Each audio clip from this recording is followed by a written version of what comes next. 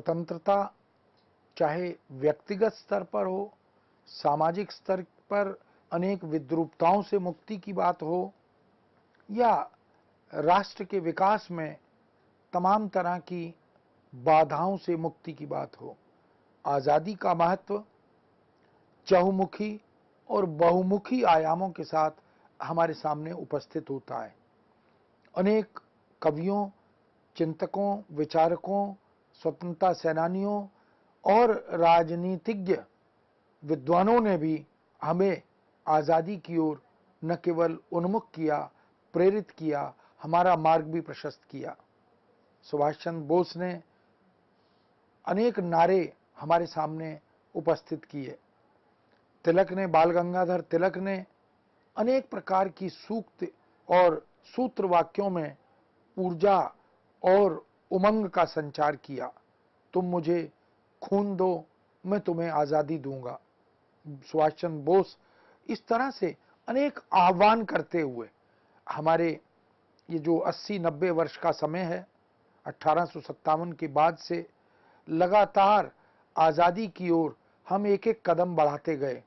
हमने तमाम अवरोधों, चुनौतियों, आपदाओं का सामना किया, अनेक 2 विश्व युद्ध भी देखे, लेकिन इसके बाद भी भारतवासियों का जो मनोबल था वह अडिग था, और इस अडिग मनोबल को शक्ति का संचार करने की भूमिका हमारे रचनाकारों ने, हमारे स्वतंत्रता सेनानियों ने, हमारे कवियों ने निभाते हुए हमारे सामने एक लक्ष्य निर्धारित किया, और उसी लक्ष्य का सुपरिणाम था बद्रीनाथ, प्रेमघन, प्रताप नारायण मिश्र, श्रीधर पाठक। ये जो जय हिंद नारा है, ये श्रीधर पाठक का दिया हुआ है, जिन्होंने मिलन और पथिक जैसी रचनाएं हमें दी।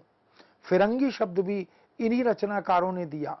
रंगरेज शब्द भी अंग्रेज को इन्होंने ही दिया, इसलिए फ्रेंच से फिरंगी बना दिया।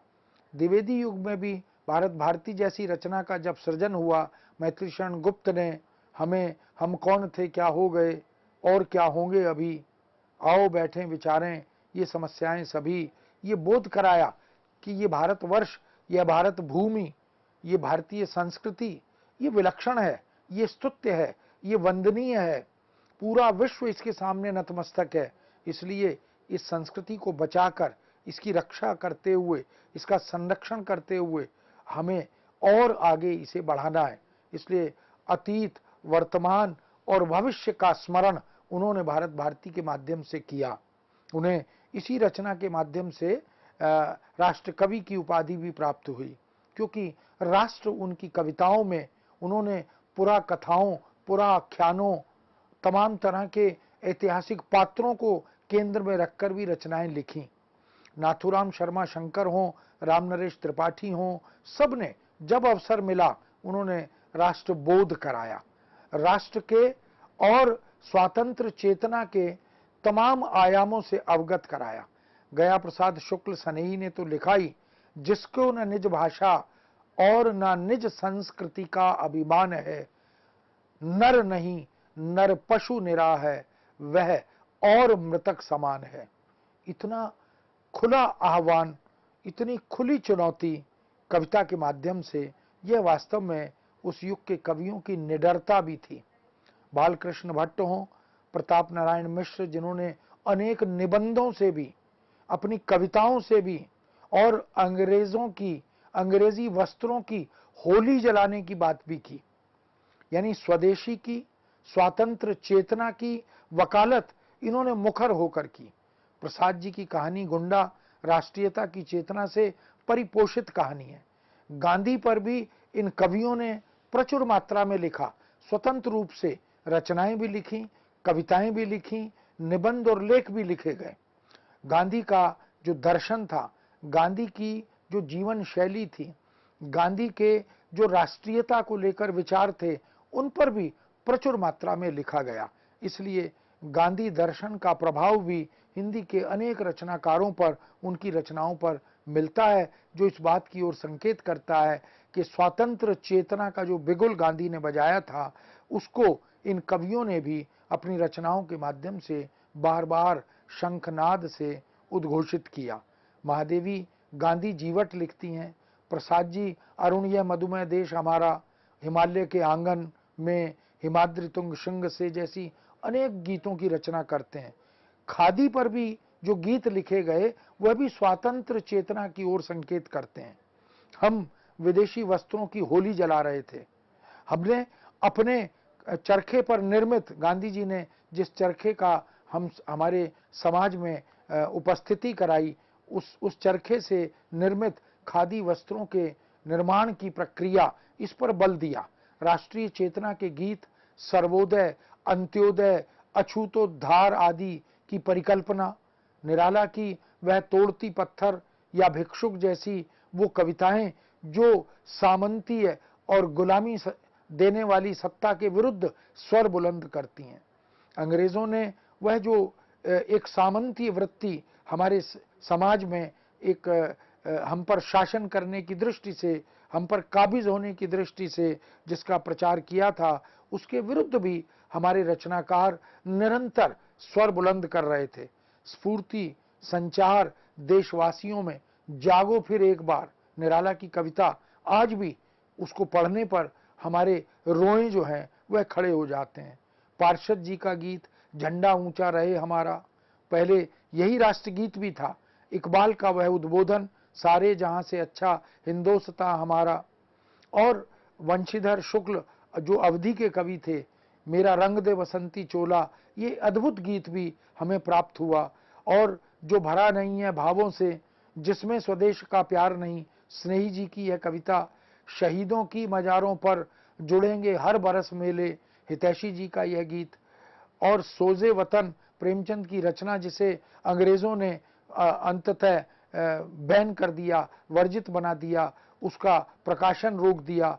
ये तमाम तरह के ऐसे उदाहरण हैं।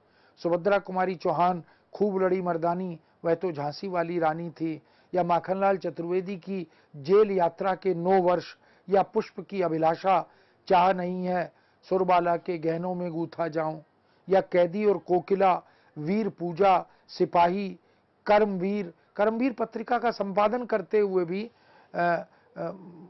माखनलाल चतुर्वेदी ने बहुत से संपादकियों के माध्यम से भी देशवासियों को जगाया।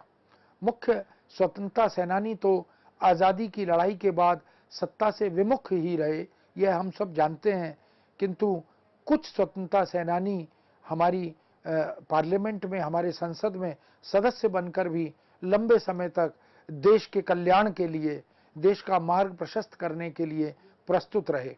बालकृष्ण शर्मा नवीन, जिन्होंने प्रभा पत्रिका का संपादन किया था, उन्होंने वह जो कविता लिखी थी, कभी कुछ ऐसी तान सुनाओ, सब उथल पुथल हो जाए, एक लहर इधर से आए, एक लहर उधर से आए, कभी कुछ ऐसी तान सुनाओ।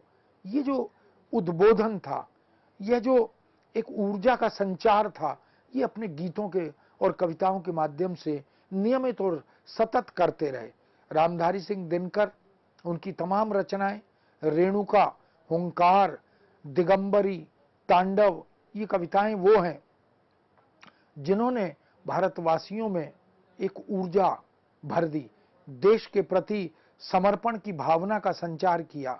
मिलिंद जी को देखें, रांगे राघव, जो अंग्रेजों के विरुद्ध लड़ते रहे और उन्होंने भी अपनी रचनाओं के माध्यम से इस गुलामी से भरी वृत्ति का विरोध किया।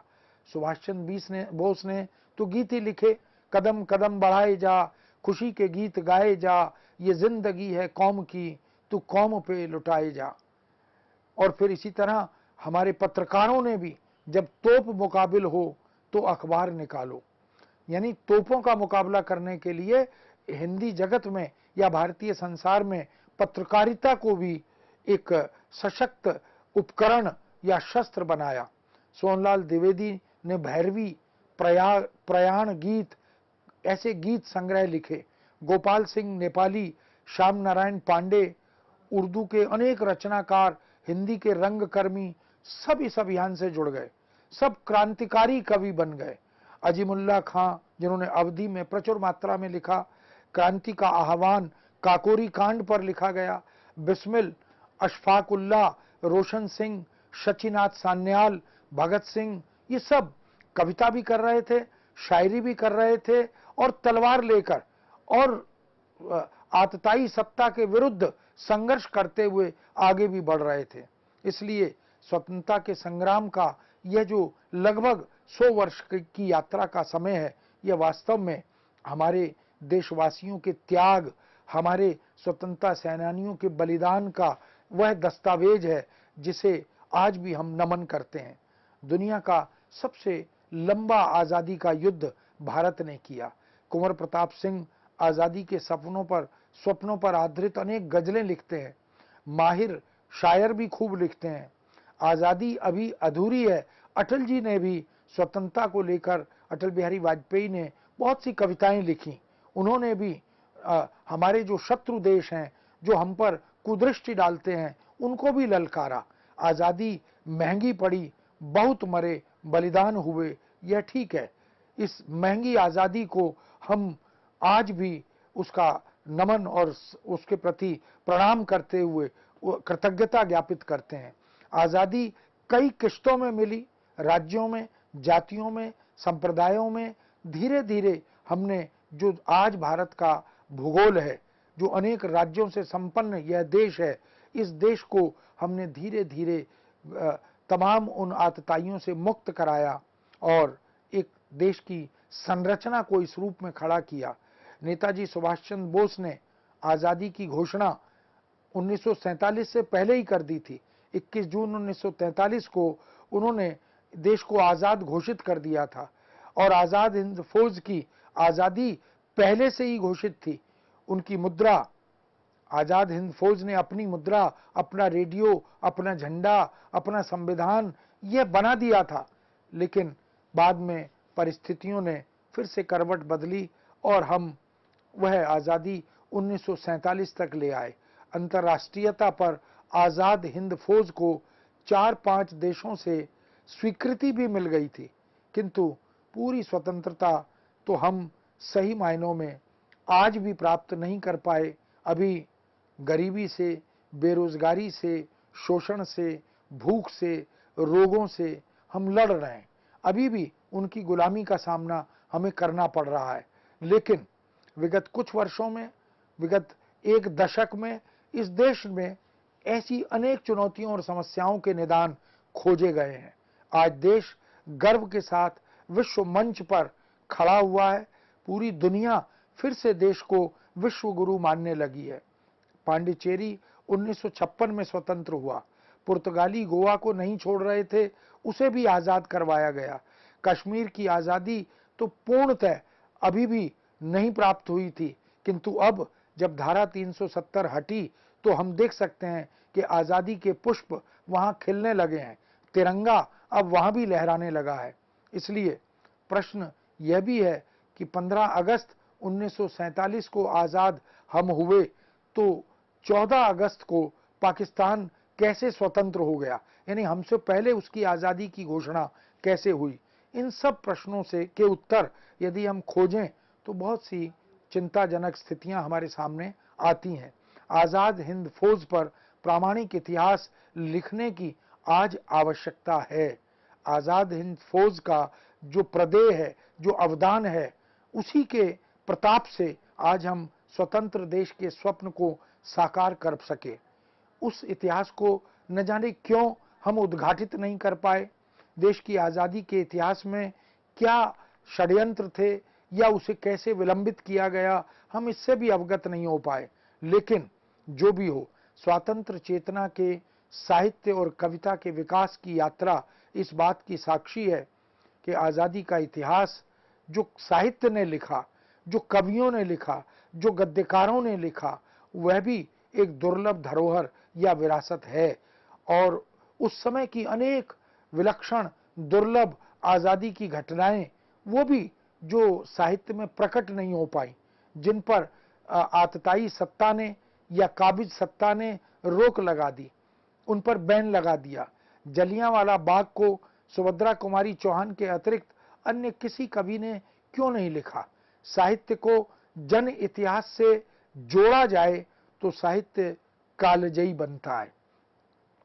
राष्ट्रीय चेतना से बड़ा कोई जीवन मूल्य नहीं होता।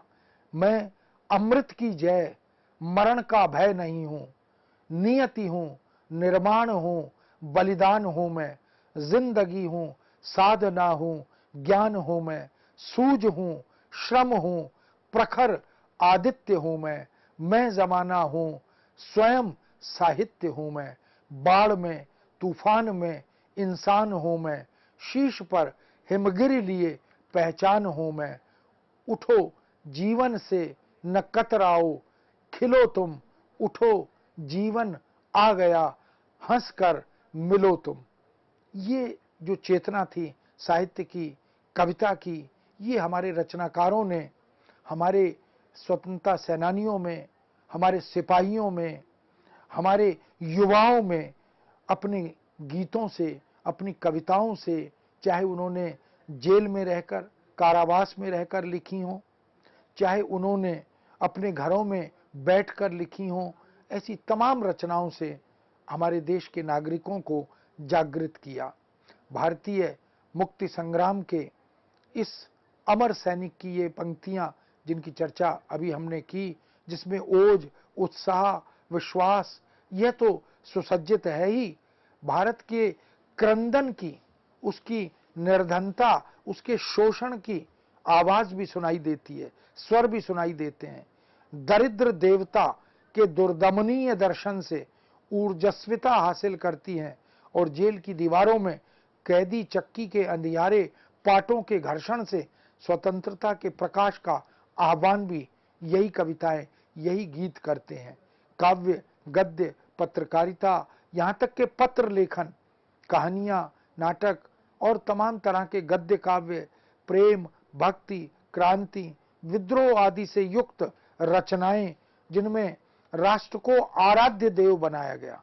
यह जो राष्ट्र है, यह हमारा आराध्य देव है, यह स्तुत्य है, यह वंदनीय है। इसके लिए इस देश के नागरिक अपना सब कुछ न्यौछावर करने को प्रस्तुत हैं। इसलिए राष्ट्रीयता और स्वाधीन चेतना के धधकते ज्वालामुखी के रूप में राष्ट्र रक्षा के निमित्त समर्पण और बलिदान के गीत लिखने वाले तमाम तरह के रचनाकार, जिनमें चाहे माखनलाल चतुर्वेदी हों या रामधारी सिंह दिनकर हों, मैथिली शरण गुप्त हों या राम नरेश त्रिपाठी हों या तमाम दूसरे कवि जिनकी चर्चा हम बार बार कर रहे हैं, इन सबको हिम किरीटनी, हिम तरंगिनी, माता, युग चरण, समर्पण, वेणुले, गूंजे धरा, मरण ज्वार, बीजुरी काजल, आंज रही, धूम्र वलय, ऐसी बहुत सी रचनाएं जो स्वतंत्र कविता या काव्य संग्रह के रूप में प्रस्तुत हुई।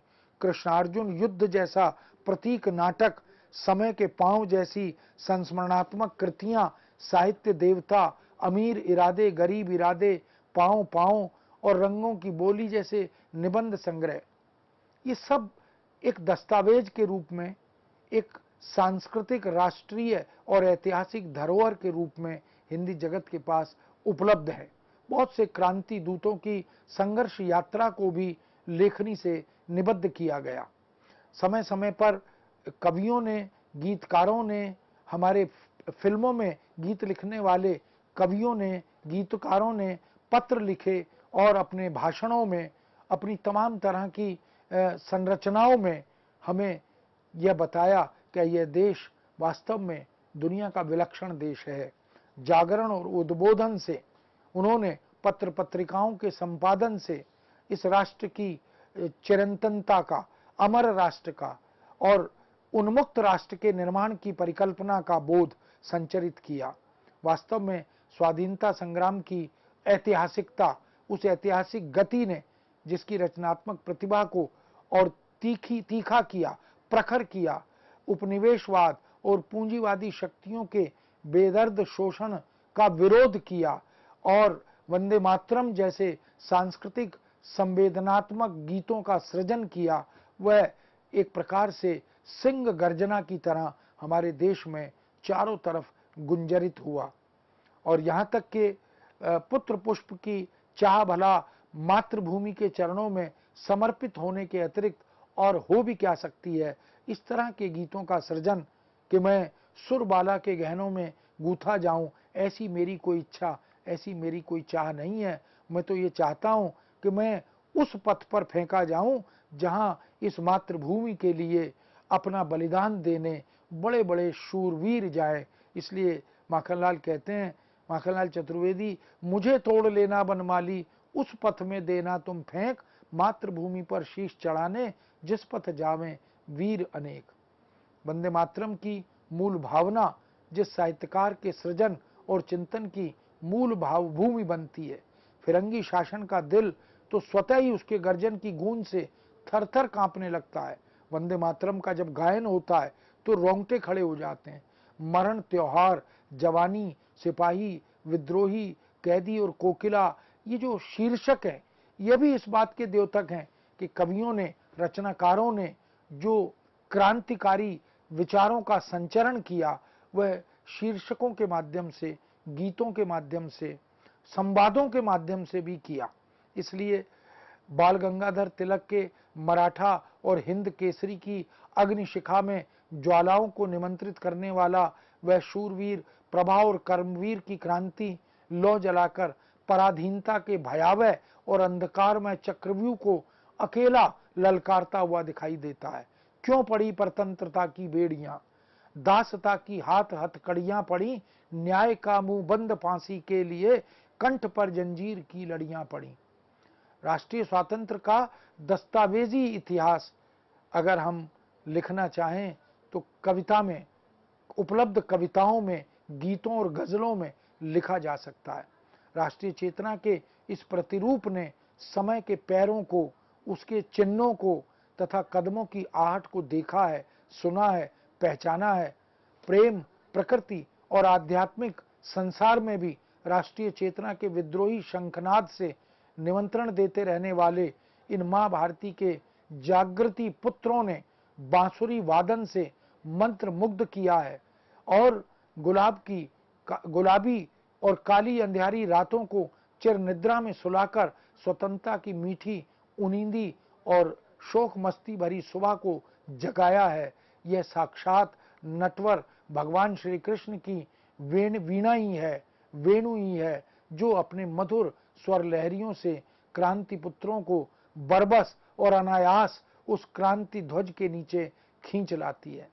बलिदान की दृढ़ भावना से सुसज्जित राष्ट्रीय प्रगीतों को जन जन के आंचल में क्रांति पुष्प बनकर, जागृति के प्रतीक बनकर वो बांटते हैं। महासाधु, तप, त्याग, अहिंसा और प्रेम के पुजारी बनकर ये राजनीतिक सर्प के फुंकरण और विदेशी शासकों की यातनाओं से भयभीत नहीं होते, बल्कि कर्मवीर, शूरवीर, विद्रोही सिपाही बनकर उनका मुकाबला करते हैं। इसीलिए अमीर इरादे, गरीब इरादे में चतुर्वेदी जी स्पष्ट लिखते भी हैं, पीढ़ी को तुम मधुर गाने दो तो प्राणों की उड़ान भी दो, अपने फूलें तो बलि के पुष्प भी फूलें, कली चटके तो आकाश से गोलियां भी चटक दें, रिमझिम में बरसे तो बारूद की फुलझड़ियां क्यों ना रंग दें। ये जो चेतना है वास्तव में यह अद्भुत है। हम अगर सहृदय हैं तो हम उतने ही संकल्पी हृदय भी हैं। स्वामी विवेकानंद के उठो जागो, गंतव्य को प्राप्त करो ऐसे मंत्रों ने भी, महर्षि अरविंद घोष के राष्ट्रवाद एक ईश्वरीय धर्म है, राष्ट्र ईश्वर है, राष्ट्र अमर है, ऐसे तमाम मंत्रों ने, जाप ने इस भारत भूमि को, भारत पुत्रों को मातृवंदना का पाठ पढ़ाया।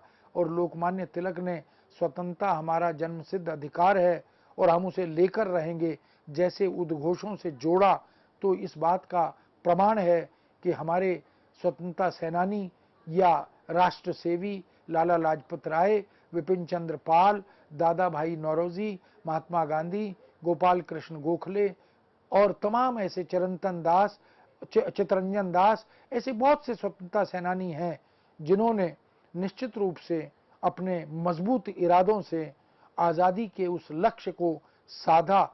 और आज हम यदि स्वतंत्र हैं तो उन सब के प्रदेय से, उनके त्याग से, उनके बलिदान से ही हम इस स्वतंत्रता को हासिल कर सके हैं। सूरज सावधान हो जाओ, मातृभूमि तुम धर लो धीर, पश्चिम तू भी शीघ्र समझ ले नीति बदल बन जा गंभीर, कर्म क्षेत्र में आते हैं अब करने को जननी का त्राण, कई करोड़ दुखों के व्याकुल भारत के भावी विद्वान।